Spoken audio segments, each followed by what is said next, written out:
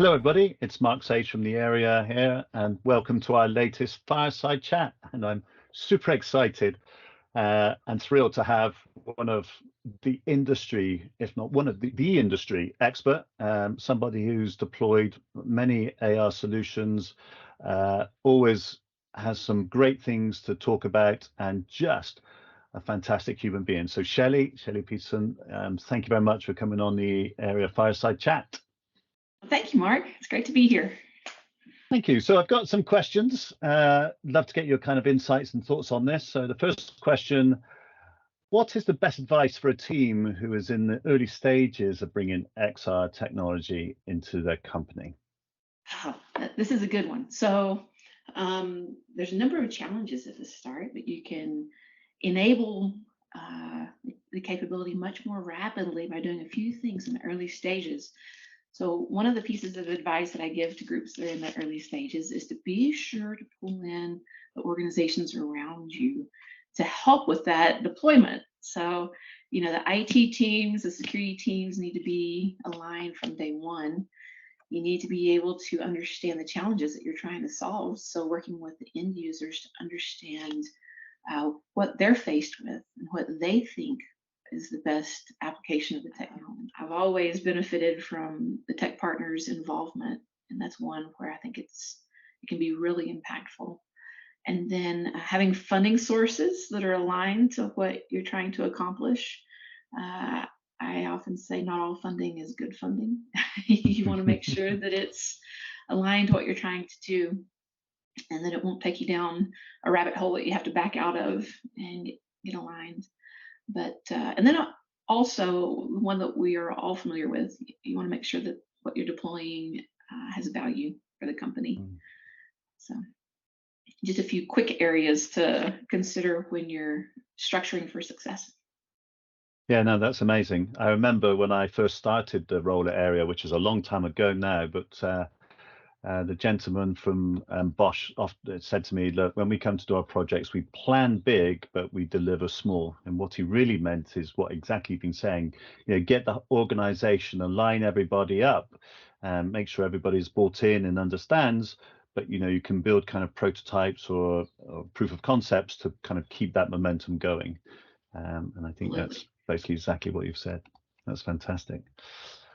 Okay. Let's try another question. Maybe what's an area where AR currently is not being used, but where it should be? Can you get your crystal ball or your insights into that?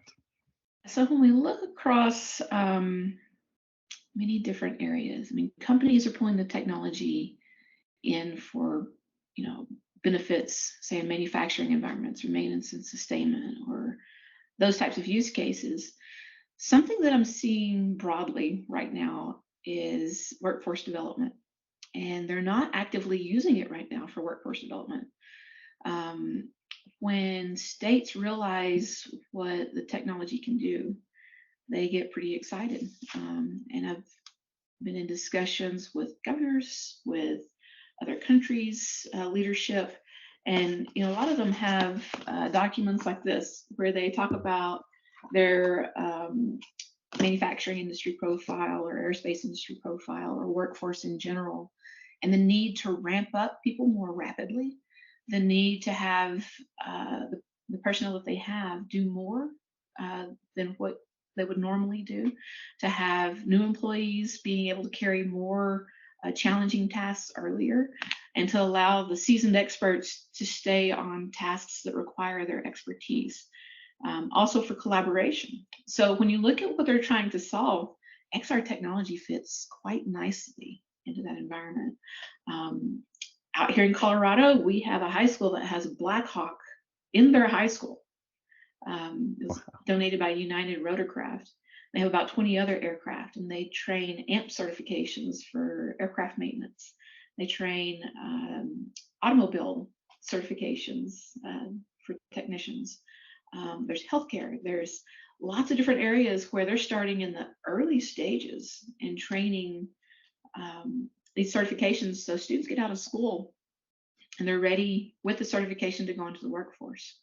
And I think that the technology, it has to be pretty frictionless to take it into a classroom setting. But as we're getting to a point where it is frictionless, I think it's ready to go now in some areas. It's amazing. Thank you. I think it's really interesting also. I've certainly heard companies talk about, for us to capture the next set of workers, we need to be using this kind of innovative but useful technology as well.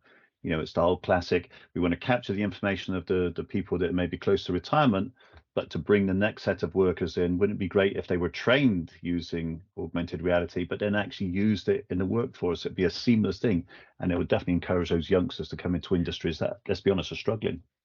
Some of these high schools have AR VR classes, so their approach is to have the students learn to build the content for the certifications, where across the hallway you have the automotive group who's using that technology, for the certification. So there's a number of areas where they're ramping up skill sets to go into the industry. Have a cyber team so they can work on the cyber side of it. It's pretty interesting what they're doing in some of these schools. It's different from when I went to school. And definitely when I went to school as well. But yeah, no, I think it's certainly encouraging to see that the universities and the students, more importantly, are really interested and want to use this technology. Which probably brings me on to the last question. And there's been a lot of noise recently in the industry, and as we know, Apple's released their information on their new device. There continues to be conversations, again in media, about the HoloLens.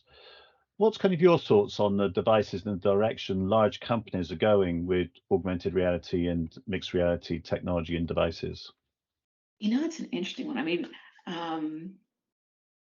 I think that it would be fantastic to see the Apple product succeed.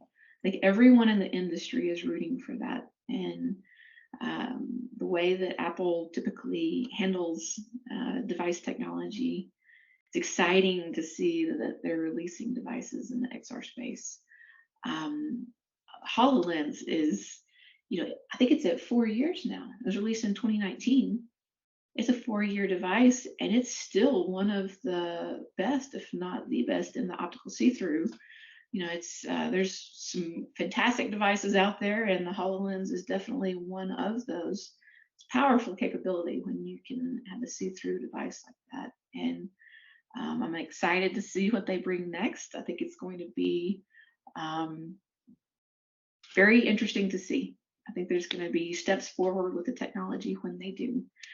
And I typically prefer optical see-through devices for the types of use cases that I have worked in, where you're hands-on and needing to have that very fine-tuned alignment. But in both areas, it's fun to see the technology advance and to see those lines between virtual reality and augmented reality, mixed reality blur a bit. I think that it becomes very powerful when we can get it to a consumer level, like Apple is doing, um, and to put devices out there that allow us to collaborate and work in spaces that we haven't been able to work in before. And again, of course, I agree. I think it's a really interesting space. I've personally seen just recently, lots of devices coming into the market, on kind of the assisted reality space. And that's great because it's mean that companies are investing. I think as an ecosystem, as an industry, we need to be able to take those on, understand what problems it solves, because that's the reason why, you need to solve a problem. You need to choose the right hardware and software to do that. And that's when, people really get a great return on investment. And I know you've been able to do that throughout your career. So yeah, let's keep hoping that there are going to be more devices and more software solutions that are actually solving real business problems. And that's something I know the area really focusing on, is helping companies understand how to do that. Yeah, we've definitely seen the value, across so many different organizations and types of use cases. We've seen significant, shocking level value come out of the technology, and now I think it's just that point where we fine tune and optimize certain areas just to push it forward.